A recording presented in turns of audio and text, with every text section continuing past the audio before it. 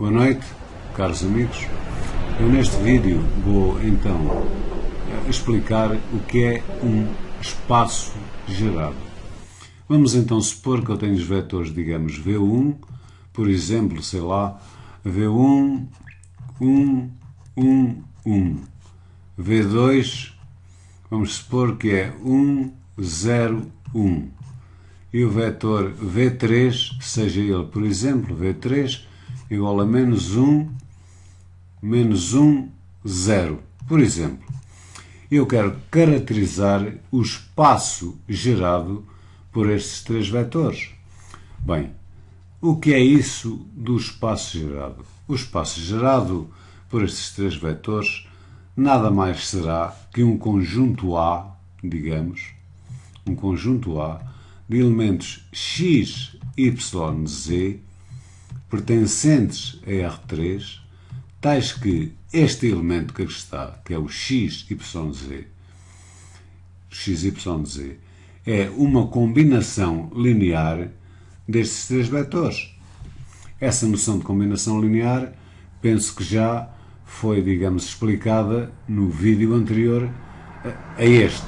Ou seja, este x, y, z nada mais será que eu ter x, y, z igual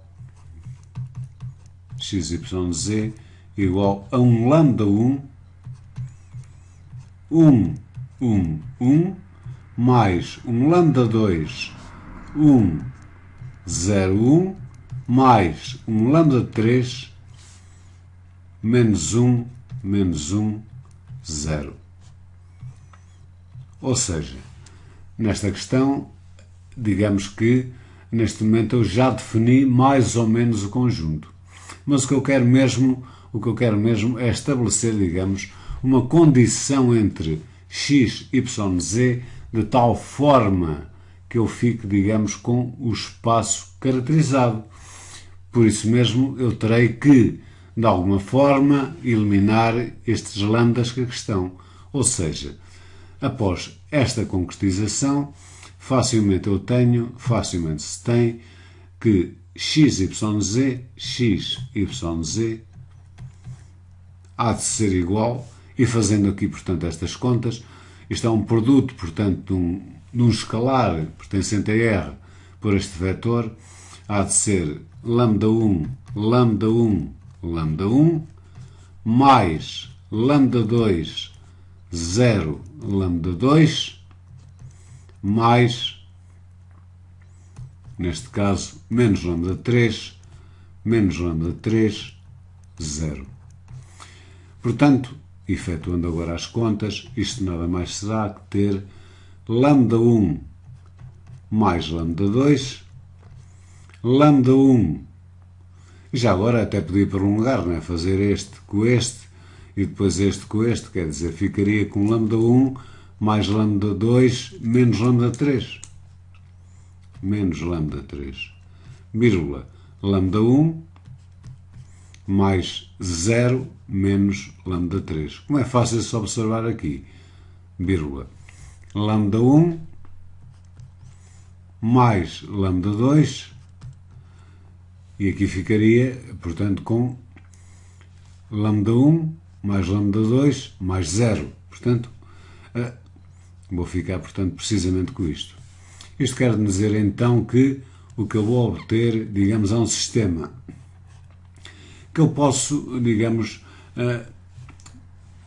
portanto, escrever desta maneira. O x nada mais será que lambda 1 mais lambda 2 menos lambda 3. O y nada mais será que lambda 1 menos lambda 3. E o z nada mais será que lambda 1 mais lambda 3.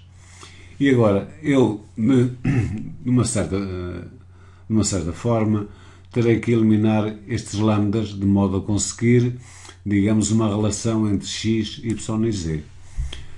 Para isso, eu vou utilizar, digamos, o método Jordan-Gauss, porque eu ter este sistema, digamos, é a mesma coisa que ter, e agora, vendo as coisas do lado esquerdo para o lado direito, repare-se que o lambda 1 aqui tem um coeficiente que é 1, o lambda 2 tem um coeficiente que é 1, o lambda 3 tem um coeficiente que é menos 1.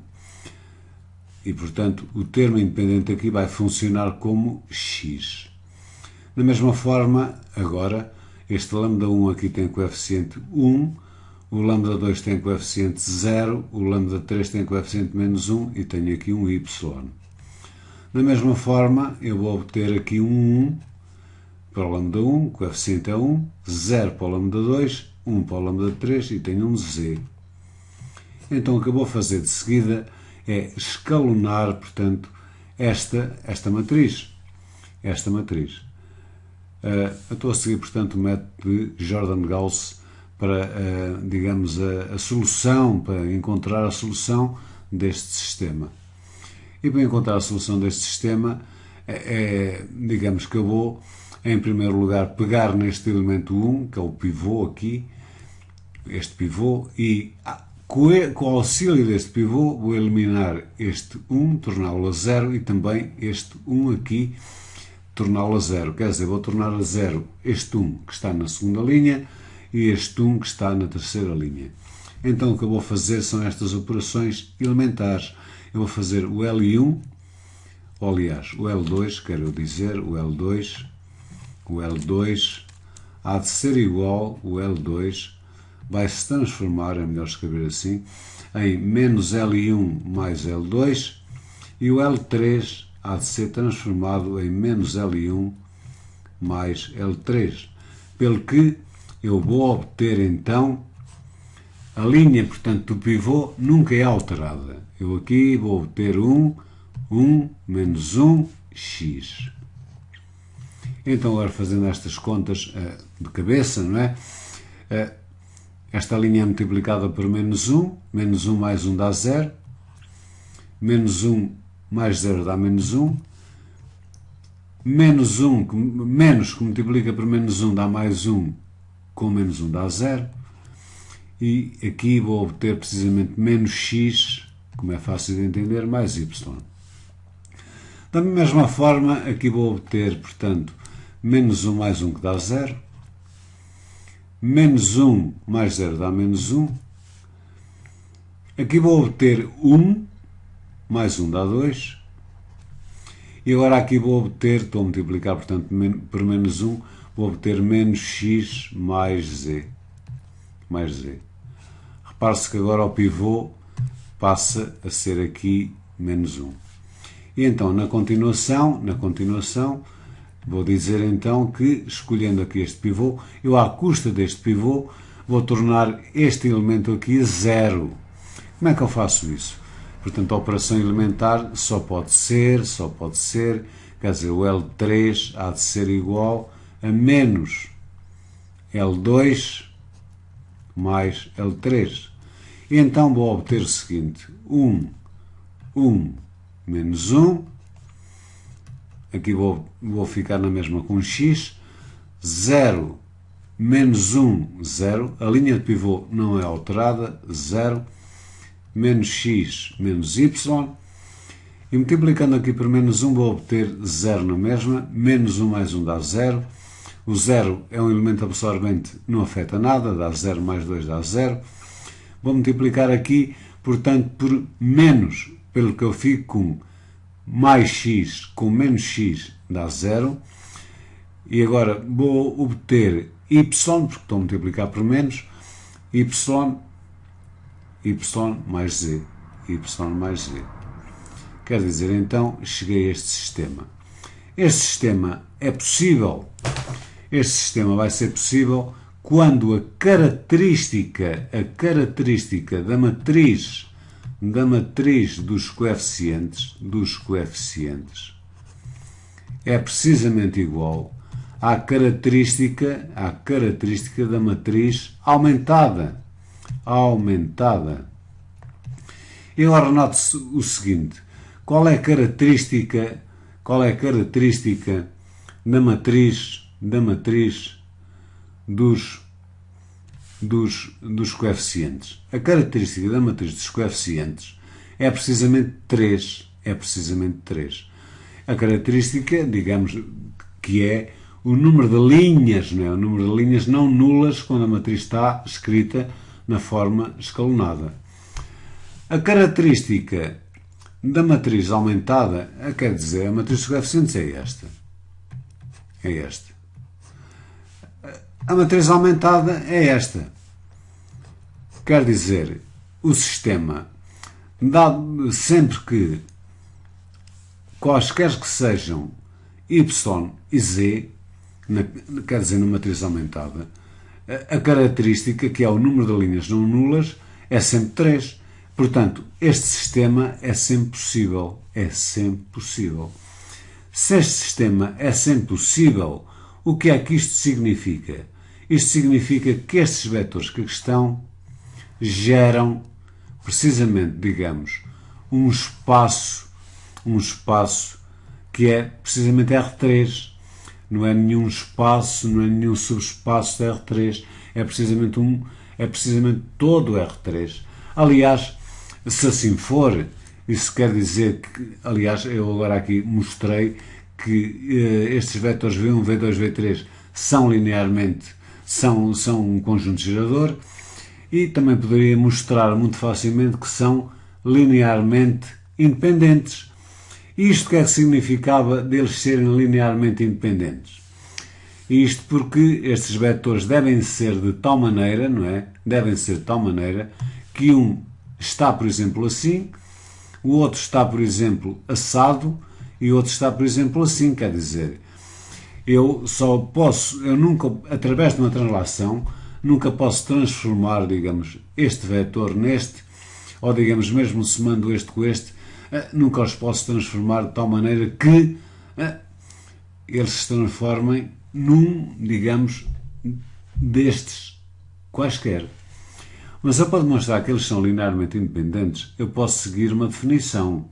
E a definição é esta: qualquer que seja a combinação linear lambda1 vezes o vetor, digamos, V1, que é 1, 1, 1, mais o vetor, digamos, mais lambda2 vezes o vetor, que neste caso é o vetor 1, 0, 1, 1, 0, 1, mais lambda3 vezes o vetor, digamos, neste caso que é menos 1, 0, isto igualado a 0, 0, 0, que é o vetor nulo, terá que me implicar que lambda1 igual a lambda2 igual a lambda3 igual a 0. Igual a 0. É evidente que a solução nula está sempre aqui patente. Quer dizer, as pessoas às vezes fazem um bocado de confusão com isto, porque a substituir o lambda1 por 0, lambda2 por 0, lambda3 por 0, é evidente que vão obter 0, 0, 0. Mas é preciso saber o que é que significa implica. Implica, quer dizer, neste caso, o que significa é isto. Se isto acontece, então lambda1, lambda2, lambda3 só podem ser iguais a 0, quer dizer, não há mais nenhuma solução. Não há mais nenhuma solução, quer dizer, esta solução terá que ser esta e só esta. Então isto quer dizer então que eu vou obter aqui, nesta minha hipótese, e fazendo as contas, lambda1, não é? Mais lambda2, menos lambda3, vírgula, lambda1, aqui dá 0, menos lambda3, vírgula, lambda1, lambda1, estou no fim, mais lambda2, aqui na última questão, aqui dá 0, aliás, isto tem que ser igual a 0, 0, 0. Quer dizer, estou perante um sistema homogéneo, não é? É um sistema homogéneo, diz-se homogéneo, porque os termos independentes são sempre iguais a 0. Ou seja, eu vou obter lambda1 mais lambda2 menos lambda3 igual a 0. Também vou obter que lambda1 menos lambda3 terá que ser igual a 0. E também vou obter que lambda1 mais lambda2 terá que ser igual a 0. Ora bem, isto é um sistema realmente homogéneo, reparem, onde a solução nula existe sempre. Resta-me saber se essa solução nula é única.